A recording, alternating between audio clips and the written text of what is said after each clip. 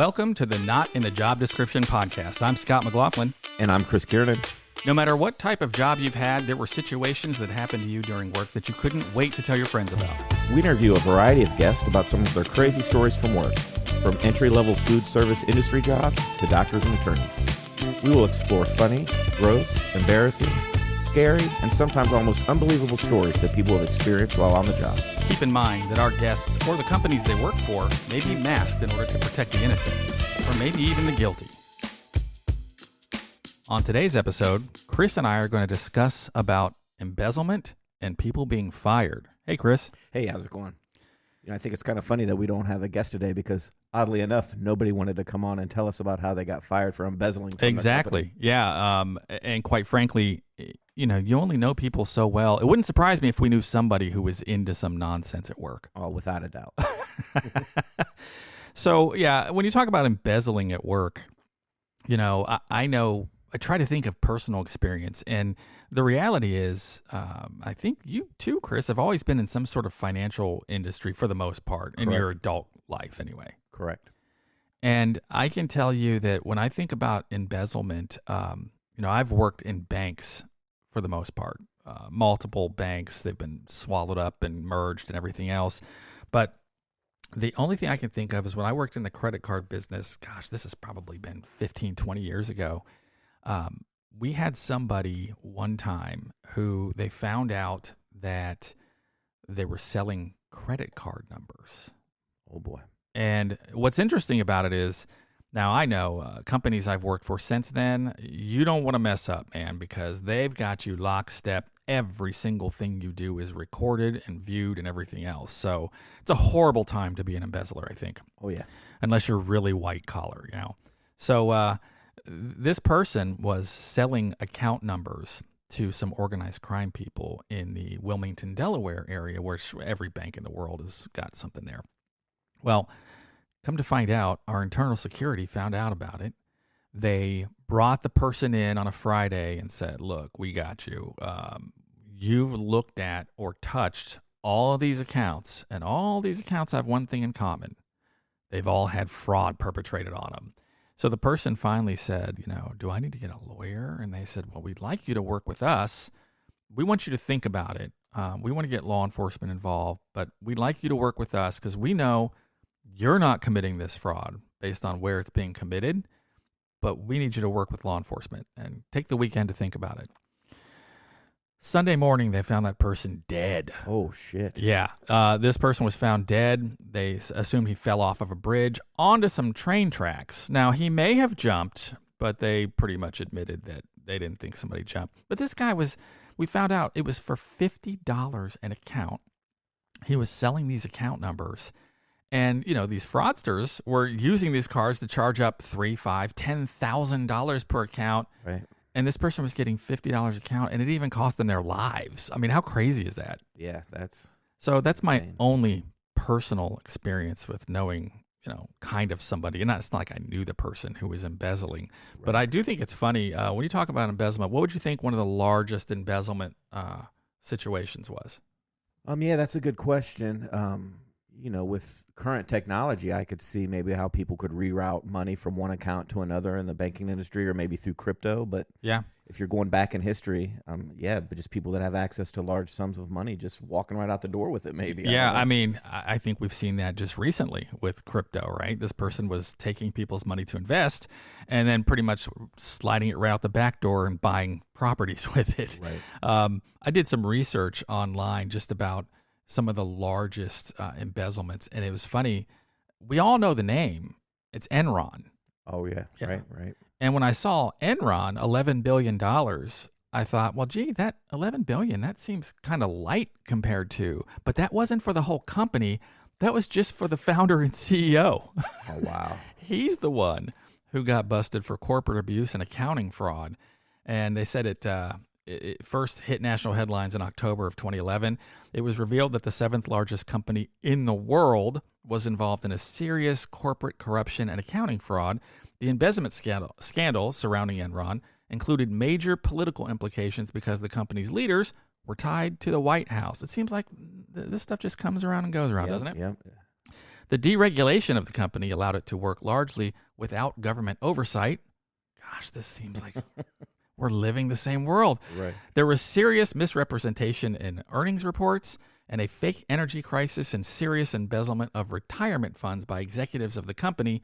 The corporation went bankrupt and shareholders lost $74 billion. Right. So the CEO of the Enron, Jeff Skilling, received 24 years in federal prison. But, Yeah. I mean, I've watched some stories about Enron, and it's crazy that this was a giant corporate atmosphere, and they were just doing things, and it was nothing but a house of cards. Right. Yeah, that's insane. In fact, I was just flipping through Netflix the other day, and that movie on this, what's it called, The Smartest Guys in the Room or something Right. like that, all about Enron. I didn't watch it, but I was reminded of it and thought, oh, yeah, I need to put that on the watch list. Yeah, I mean, and everyone's aware of Bernie Madoff, right? Sure. And when I did some research on him, nobody even wanted to put a dollar amount to it. They just said it was billions of dollars. Right. And this guy was so manipulative. He went and found some people who were not known for their financial prowess. They were just people that one day were making 50 grand a year, and he hired them, and suddenly they were making 2 million a year. And come to find out, these were people that were making up false statements. And so they just had a giant print shop where they were sending people's investments to them, and none of it was real. But, he was the one who ended up going to prison, and he received a 150-year prison sentence with no chance of parole. So way to go, Bernie. Another person, when we're talking about Bernie, and again, the creativity here is just amazing to me. Because, I don't have that large of a nut to cover in order to live, right? So I don't need millions of dollars, thank God, because I don't have them. But these people who are like CEOs and stuff, it amazes me. I think they top off the earnings at like 1.5 million for your CEO. And then they end up giving them all kinds of stock and things like that they can take advantage of over time if the company's doing well.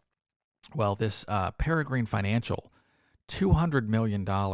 Russell Wassendorf, who was 64 years old, was convicted in 2013 to 50 years in prison for embezzling more than $215 million in customer funds from his business, which was the commodity futures business. He was convicted on charges of mail fraud, embezzling of customer funds, and making false statements to the Commodity Futures Trading Commission. He admitted during the trial that he stole funds by taking money out from a segregated bank account and then omitted his withdrawals and boosted the balances on fake bank statements. The fact that there are people out there that can do this kind of shit with a straight face and, live like the most wealthy people in the world, but they know that, don't they have to know that this thing has an end date? Right. Oh, yeah, it's got to catch up with you at some point. Just crazy. And, a lot of these guys, it's not them getting fired. A lot of them, it's them going to prison. And the last one I really wanted to talk about, I'm sure we'll get into some more embezzling stuff, but I'm amazed if you've ever, I don't know if there's a documentary on this or not, but Fry's Electronics. There was somebody who was the vice president of merchandising and operations. And at the time of his crimes, he was convicted in 2008 for embezzling $65 million from the company, which is an iconic chain store in Silicon Valley, where he was groomed by the Fry family for 20 years. Legal experts said the man's gambling addiction led him to obtaining aggressive commissions from Fry vendors, and he used the illegal kickbacks to pay his millions in gambling debts. Thank God Ohio has legalized gambling. He was arrested by the IRS in 2008 and fired from his job after an employee told the IRS there were accounting abnormalities in his paperwork. This guy was using vendor fraud and kickbacks and purchasing electronics inventory for store, including an entire dummy store that he set up. Everything he sold in the store, he was just taking in his pocket. Oh, man. It's kind of genius, really. Yeah. hate to say I it. mean, again, if these guys don't know that, they're going to jump on a spaceship and head to Mars and no one can touch them, where do they think this thing ends? Right. And, the irony is a lot of these guys are really smart people, and they could have lived a great life. And it sounds so cliche to say, but just using that knowledge for good instead of bad, right? Right. They can make money like that illegally. As smart as they are, they could probably make just as much legally, right? I'm pretty sure we could have cancer knocked out by now. Even without Joe Biden's help, we might be able to have cancer knocked out if all these guys who were convicted and sent to prison for 150 years would have put all their effort towards that. Right. Well, I don't think any of these guys really had the opportunity to get fired because I think the law stepped in and it's a foregone conclusion that you're not going back to work. But, I always find it very interesting, a lot of the stories you can find out about firings. And again, having worked in management for a very long time, it's one of the unfortunate and less fun things to do because I don't know about you, Chris, but I think most people want to do the right thing. I think most people want to work and they want to be productive and they want to earn and have an opportunity to advance in their company. And I just don't think many people go to work going, I can't wait to rip this place off, or I can't wait to do things that are cause me to get fired. Yeah, I'm sure that's the mentality there.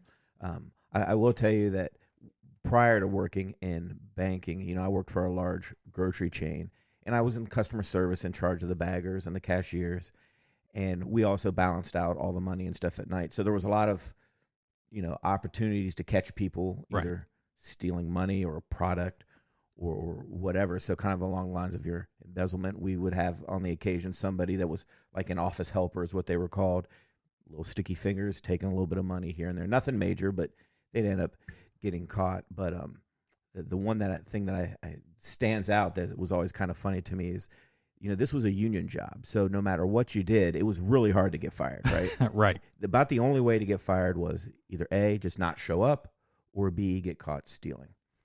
Well, there was a local celebrity that was on the news, and he called our manager and wanted our manager to give his son a job as a bagger at this store.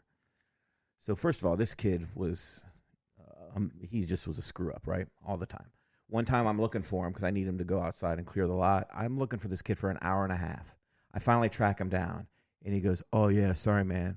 I was in the bathroom taking a BM. So I'm like, for an hour and a half? Just call off if you're that sick, dude. So anyways, this kid was such a screw up. We couldn't get rid of him for a few reasons. One, the union. Two, his dad is a local celebrity on the news. Bad optics, right? To just fire him for no real reason, I guess, other than being a jerk off. But eventually, he met his own demise where he was just walking through the store, went by the bakery, grabbed a donut, just walking through the store, eating this donut. And our little, behind-the-scenes security mystery shopper dude sees all this. He goes, hey, did you pay for that donut? And the kid just freezes. So they call the manager, take him upstairs. And that's actually what they used to fire this kid. Oh, wow. Was he stole a donut. But because he was such a goof off, right? If he was a good employee, they probably would have just looked the other way. That is crazy. And, I've seen similar situations. Now, luckily, I haven't been involved in them as far as it wasn't one of my employees. But I can tell you in the past 5 years, I know of a situation at my work where, and to me, it's like, this is so stupid. I don't know why someone would even do it, but yours was donuts. In my scenario, there were cookies, and they were set up to go into a meeting somewhere. The people from the cafe put this stuff together as like a catering thing. And these people just walked by and looked both ways down the hallway and just grabbed a handful of cookies, put them in their pocket, and kept on walking. Well, again, everything nowadays is on camera. Right. And it just so happened as they were putting them in their pocket, I think one of the people from the cafeteria saw it, and that turned into Cookiegate. And I think 2 people were let go. I mean, how stupid is that? Right. To lose your job over a cookie. Yeah. Baked goods. That must be that's the theme here, I guess. Yeah. Could you imagine? You've got to get another job, and they say, well, why did you leave that place? Well, are you familiar with black and white cookies? I mean, right. How do you, with a straight face, say that? Now, I have a question for you, Chris. Have you ever been, I don't want to say tempted. I want to say, have you ever been approached about doing something like that at work where somebody's going to pay you to do something that could cause you to get fired? No, probably the opportunity would have been at the grocery store, right? Because I was around a lot of actual cash or product if somebody wanted something. But no, nobody ever said to me like, hey, man, just turn the other way. When I was in, working for the bank that I worked for, and now I'm more in the insurance industry, I don't really have access to provide anything to anybody special, so Yeah. I've never really been approached or tempted or anything like that. Yeah, luckily for me, I'm usually low man on the totem pole. So, Right. but I will say this. I thought of something just the other day, and I am so interested to find out if you even remember this. Oh, boy. You're going to have to go in your Wayback Machine for this one. So, years ago, when I worked at JCPenney's, because I was, the up-and-coming person, they always put those good people in luggage. So that's where I was. Right. And we have a mutual friend named Jay who lives in Florida now. Jay was dating this girl, and I didn't know her. I knew Jay very well because we worked together at the steakhouse years before. But there was a guy that approached me in that sweet-ass luggage area that I managed, and he was dressed in like a three-piece suit, and he was like, "Hey, man, how you doing? Jay told me that he knows you." And I was like, "Jay who?" And he gave his last name. I was like, "Oh, yeah, I know Jay. Jay's a good guy." He's like, "Yeah, he and my daughter have been dating." And then, like, as we're just talking, really high level, this guy goes, "Hey, you got one of them stickers that I can have?" Now, the stickers he's referring to were these things that we kept, like, locked underneath the counter. And they were paid stickers from JCPenney's. And anytime I sold a big piece of luggage, they wanted to make sure that people didn't just steal the luggage or steal it and fill it up with, a bunch of stuff. So I would have to put a bag and put this paid sticker. And these stickers were perforated and everything. So once they're on, if you tried to take one off and reuse it, it's not happening. Right. So I was like, what? I was kind of confused. Like, you want a sticker? He was like, "Yeah, man. Can I get one of them stickers?" And I said, do you have one? Something that got destroyed or something? He goes, "No, man. I just wondered, since you're friends with Jay." And I'm like, I know Jay. He had nothing. He would never do anything like this. And I said, I don't think so, man. So the guy walked away, and I'm thinking to myself, I cannot wait to talk to Jay and find out what the hell this is all about. 2 days later, the guy comes back in the three-piece suit, and he walks up, and he goes, "Hey, remember me?" And I was like, "Yeah." He goes, "I just wanted to," because I was talking to Jay and blah, blah, blah, blah, blah. And he said, I was just wondering, man, would you be open to selling me some of them stickers?" And I was flabbergasted. Right. And by the way, these stickers, we had them on a roll, and they were kept in this little, I don't know, it was almost like a giant thing of masking tape, right? These stickers were big. Right. And I said, "What do you mean?" And he reaches in his pocket and pulls out a wad of money. There must have been 10 grand in his hand, all hundreds. Wow. And he said, "I'll give you $50 a sticker." That's crazy. And I just went, "I don't think so, man." And he was like, "Come on, man. It's all good." And I said, "That's just not for me, man. Good luck, but I'm not selling you any stickers." Right.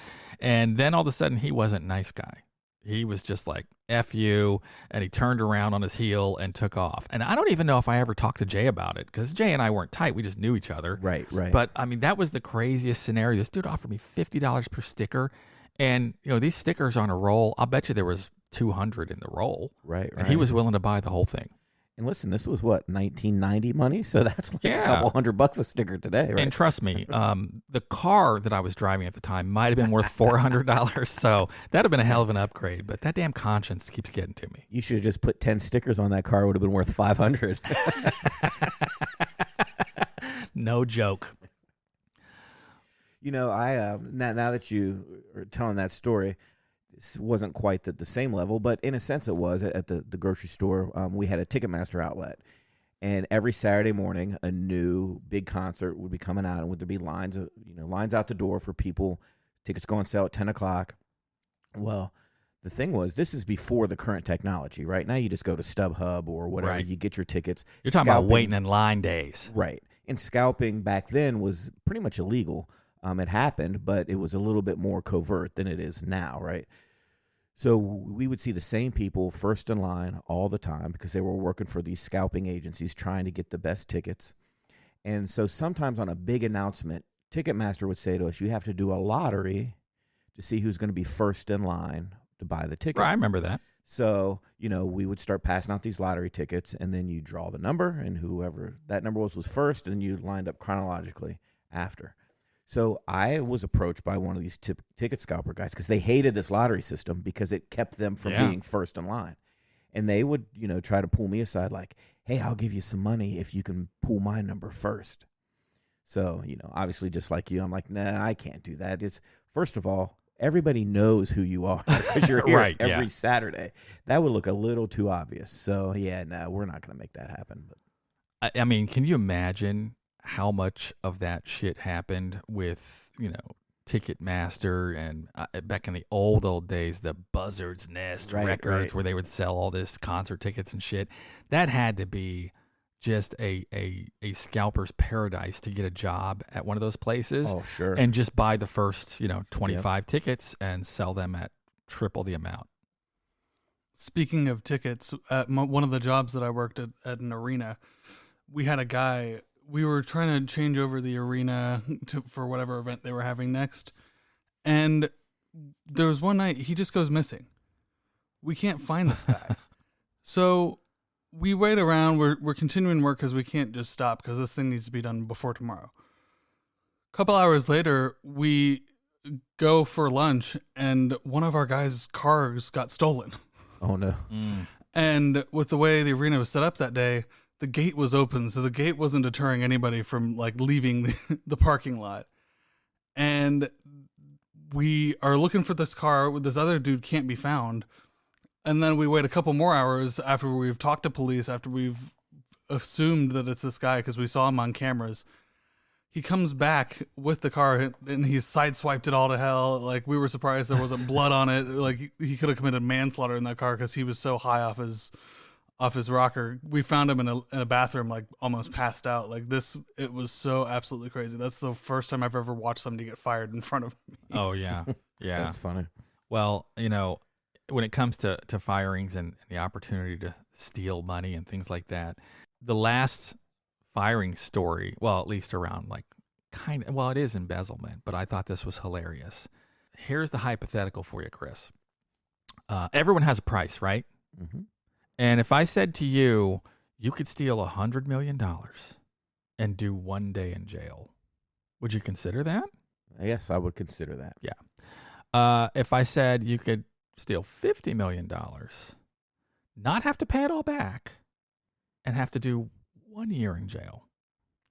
Yeah, I mean, I get where you're going here. I mean, there's definitely a price. And we've done some stories here about people like Bernie Madoff, 150 years in prison. Right. So there is a lady named Melissa King, and she was the employee benefits manager for the New York City Laborers Sandhogs Local Union. And this is crazy to me. She was the administrator for Sandhogs Local 147 and was sentenced for stealing $42 million, sentenced to 6 years in federal prison. Okay. That's pushing up against that line, yeah, man. that might be a trade-off. I mean, yeah. Honestly, you got $10? There's a lot I might do. I mean, but $42 million from the union bank accounts so she could live like the super rich. And again, this isn't like your CEO or anything. This is the employee benefits manager. Right, Probably makes a decent living, but, $42.6 million might stand out a little bit in her lifestyle. Right. But of course, she goes to jail for 6 years and you're thinking, well, maybe that's worth it. But it's not like when she got out, that $42 million was still waiting for her. That's true. They would have took I'm back sure they whatever went after found. whatever Right. they could. And they said many of the workers had their retirement accounts emptied and would have been left nearly penniless. King spent millions on, get this shit, private jets, $1 million in jewelry, as well as other jewelry worth hundreds of thousands of dollars. She spent $7 million on an American Express card and $300,000 on just individual shopping sprees.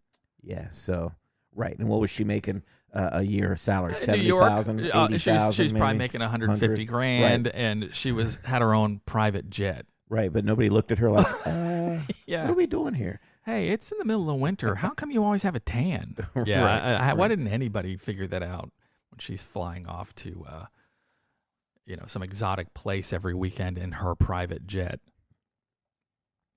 Well, so again, when you talk about seeing people get fired, I know, Chris, you used to manage people, and it was more on the union level, and those firings are a little further and few between. I mean, there's a lot you have to do in some of those scenarios, and in some cases, that's a good thing if you've got management that's not on the up and up. In some cases, it's horrible.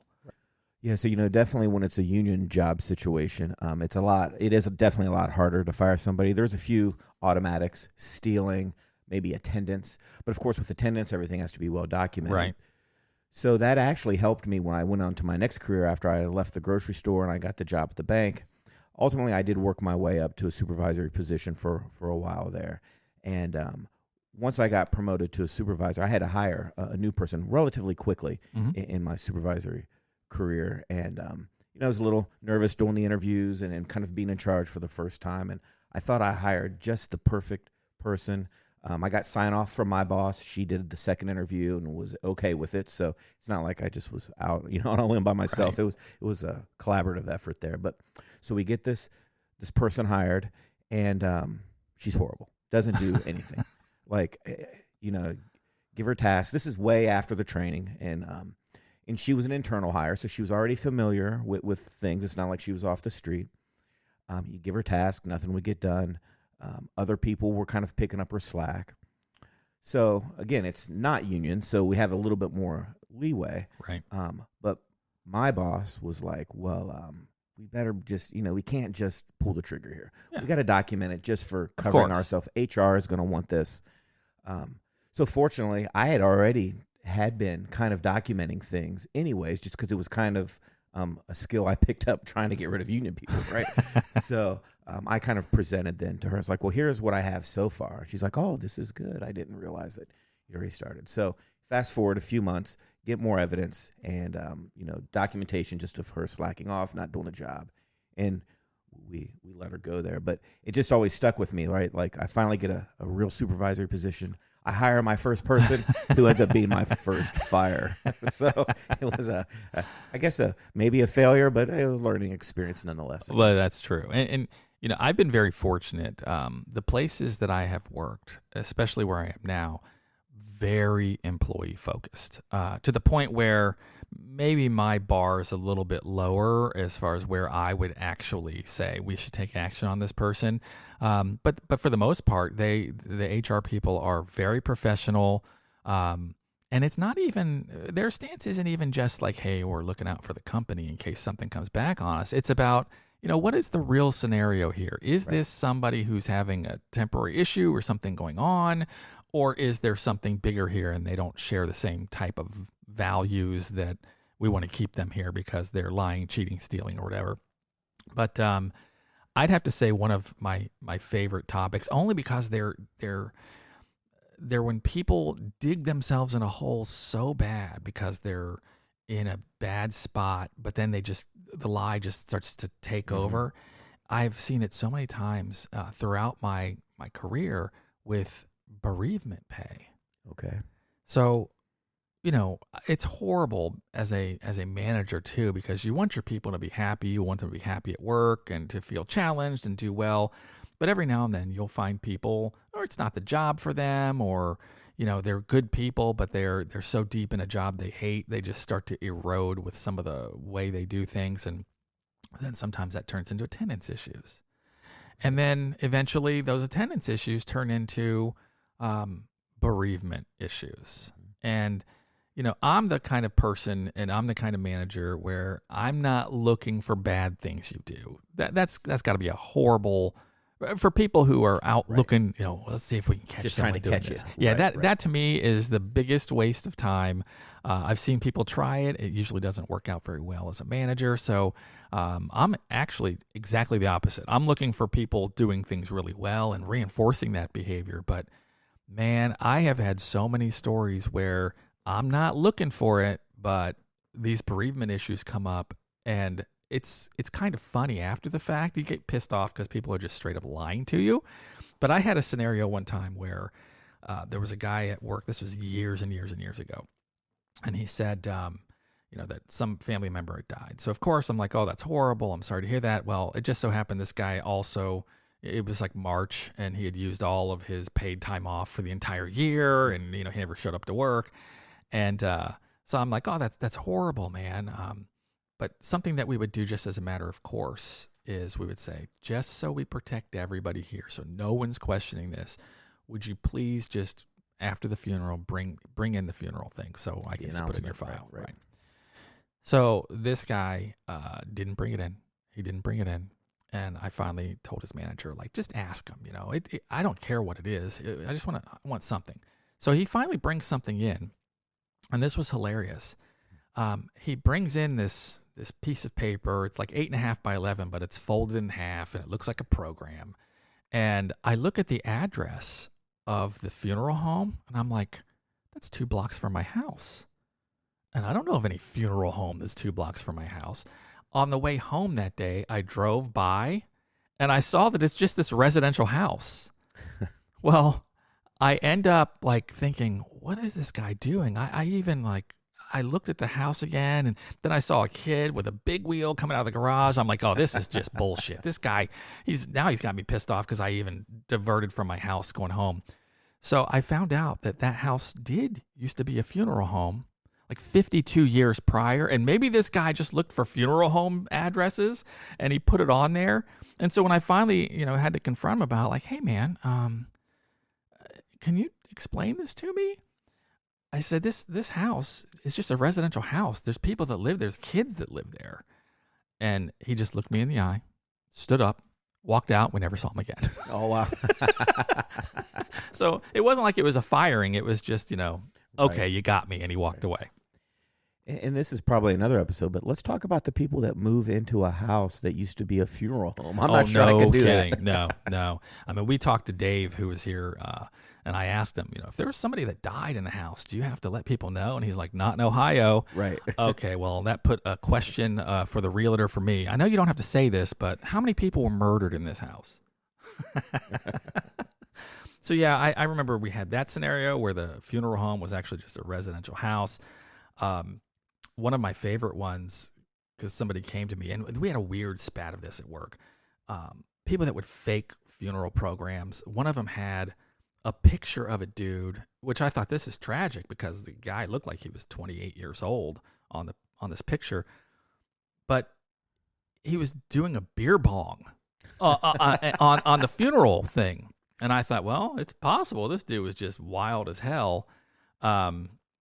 But then, of course, it was brought to my attention because, this is supposedly his dad. Right. And I'm like, well, it could be taken 28 years prior, except there was like a computer in the background. And the computer was, something that had been in the past 5 years. Right. So it couldn't have been his dad. And you and I have talked about this in the past, right? Like, we're good employees. We're going to do the right thing. But if we were going to do the wrong thing, I feel like we would be a little bit smarter about it. Oh, my God. Yes. So I think just that in and of itself, if you can't even pull off a good fake obituary or a fake program, you deserve to be fired. Yeah, I'm telling you. Another one that stands out is an employee that, and by the way, I got to get this out. Again, not looking for people to do things wrong. If you give me something, I'm taking it. I'm fine with that. Right. All I'll do is I'll put it in your file and we're done. I'm not going to sit there and make you, roll our old bones in here to prove that grandma died. So I remember I had somebody come to me and say, I got a little problem here. And I'm like, what's up? Well, Sally told me about her uncle dying and how it was an out-of-state funeral. So she'd be taking some bereavement days off. And I'm like, okay, that's horrible, but I'm glad she can be with her family. And he goes, yeah, but I asked Sally what her uncle's name was, and she gave it to me. I'm like, okay. And he goes, and she came back, like we would always ask for, with something from the funeral. And she came back with the obituary and handed it to me. I go, okay, that's fine. What's the problem? He goes, the problem is she gave me the name. So I looked up the obituary before she even gave me a copy of the obituary. And online, everything in the obituary is exactly the same. But if you look at the paper she handed me, it is exactly the same except for it says, and Sally and her fiance as people that were part of the family. Right. So we had to ask this person, hey, Sally, can you explain this? And she just turned white as a ghost. And it's just like, gosh, why would you do something so stupid? Right, right. But just lied and told the story, and it was all just made up. Meanwhile, if that manager would have just taken it, which I rather preferred they did, just take the damn obituary she gives you and let's go on. We've got bigger fish to fry. I'm not looking to get anybody in trouble, but that happens all the time where people doctored things, and it's kind of sad because I hate to see people lose their job over stupid shit like that. Right, but then it also takes into question if they're going through that extreme for a few extra days off, maybe they're also doing some other extreme things within the work, right? And oh yeah. So it's I guess that's just kind of what happens. But well, and there was one guy who stands out in my mind because this guy was just, I mean, I can only imagine he's the kind of person that's going to end up in prison, right? He didn't report directly to me, but he is in my group, and everybody talked about what a weirdo this guy was. And I'm like, everybody's unique, guys. We can't be talking like that. And they're like, no, he just he intimidates people. He'll walk into a pod and take somebody's stapler and throw it on the ground. And I said, oh, well, we're not going to have that. Anything like that happens, you let me know immediately and bring him in because we need to set expectations immediately. Well, I did have to have a conversation with him because he walked into the pod. There was a lady there that he didn't care for, and she had notes where she was making notes when she's talking to customers, and he just took her notes, crinkled them up, and threw them in the garbage. And this got to me, and I brought this guy in, and I said, you want to explain what's going on? And he tried to deny it, but I had already heard from 3 people that they all witnessed it, and as luck would have it, there's even a camera outside of where it happened. And then he just said, well, I don't want to talk about it anymore, but she knows what happened. So I worked with HR, and that was kind of one of those things where, well, it wasn't violent. He's just a douchebag. So document it and have a conversation. So we did. Fast forward a little bit, and somebody comes to me, and they're like, hey, I'm just going to call him Kevin. That wasn't his name. Hey, Kevin, Kevin's been missing a lot of work, and do you know what he's doing? I'm like, no. Well, Kevin is married, and he's having his wife, because he has a DUI and he can't drive. He has his wife dropping him off at the front of the building. And then he's walking through the building and talking to his manager to say, hey, I'm sick. I don't think I can stay. Then he walked out of the back of the building to get in the car with his girlfriend. Uh-oh. So that's the kind of person we're talking about here, right? And I try not to judge people too much when it comes to things going on in their personal life because I don't know, and 99.9% of the time I don't want to know. But this is the kind of guy he was. And, because of this type of behavior, he always had attendance type issues. Mm-hmm. And he was getting really close to attendance. And I always made it a point when somebody got to a certain point, I brought them and their manager in because I wanted to see if there was something else going on, if there's anything we could do to help them. There are a lot of things out there that I don't think everybody knows about, like Family Medical Leave Act and leave of absence, things that we can do to help people if there's something temporary going on.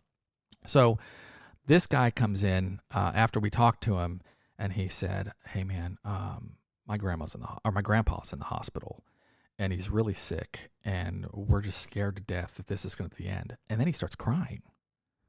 So I'm like, oh, that's awful. And he said, yeah, he's in this town that's nearby, and he's in the hospital there, and I'm going to need a few days.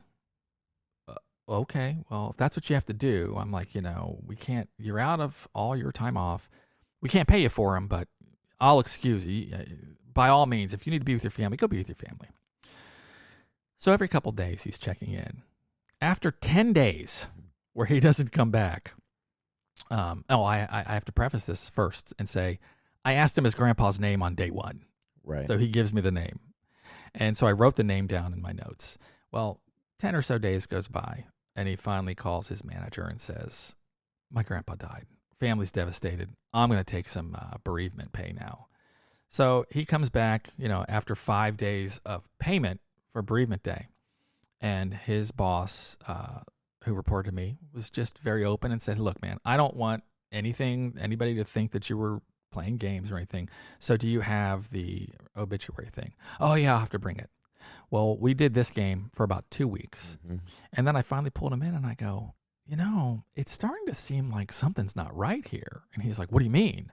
And I said, well, first of all, what was your grandpa's name? And you could see him just searching in his mind, like, oh, shit. What did he tell you, right? So he gives me a name that was nothing like the name he gave me the first time. And I go, huh, okay. Well, that's not the name you gave me before.